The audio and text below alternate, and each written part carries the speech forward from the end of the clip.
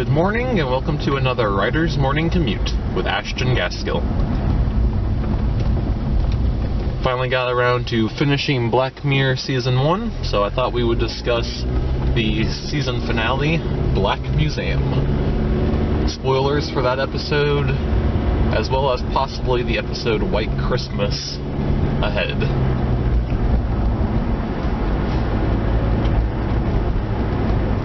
So it's no secret, after my last few videos, that I haven't been all too happy with Black Mirror Season 4. I really liked the first episode.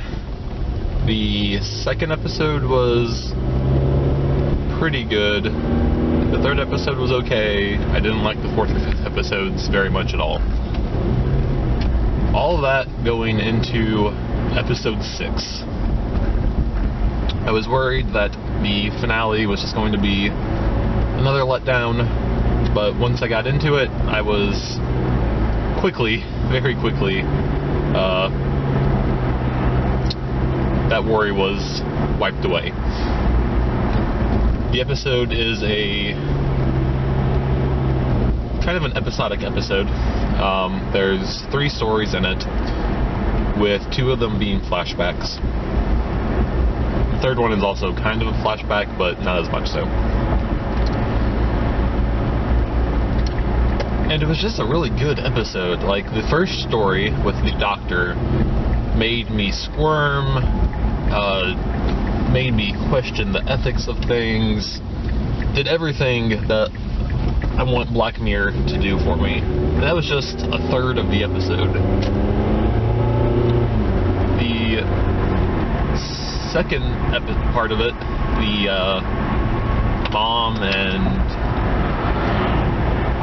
dad, and then she gets put into his head, and eventually put into the teddy bear. That was horribly tragic. Once again, like, the first one definitely made you just kind of super uncomfortable. The second one really made you question the ethics of things. So great. My wife was covering her eyes during the doctor when he had the drill, and then she was freaking out during the second one, just like insisting that I promised to never put her into a teddy bear or an otherwise inanimate object, which is like, yeah, of course, wife, I'm not going to do that. Oh, so that's all great. The thing I want to talk about from a writing perspective was the framing story that led into the third part of the episode.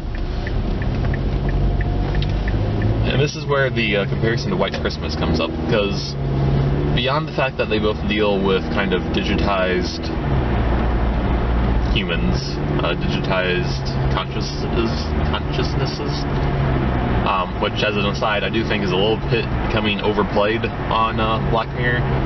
I would like them to try to find healthier ways to freak us out about technology, but that's fine. Both these episodes have these flashbacks, but they also have a story going on in the present that ends with a big OMG climax moment. And it's possible that White Christmas just kind of already showed us that trick, so I was more on the watch for it.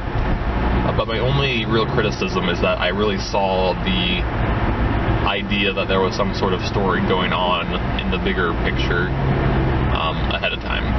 So it wasn't as much of a surprise when she started going off on this guy. I will say, though, that I didn't figure out what the story was. And that's possibly because when I'm enjoying a show or a story, I'm much more likely just to sit there and enjoy it and let it happen, rather than try to guess where it's going. I don't like to spoil things for myself. I would prefer just to get super excited and pumped up at the reveals.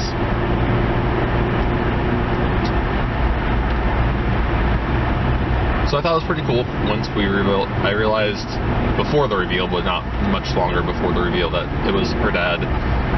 His consciousness was being preserved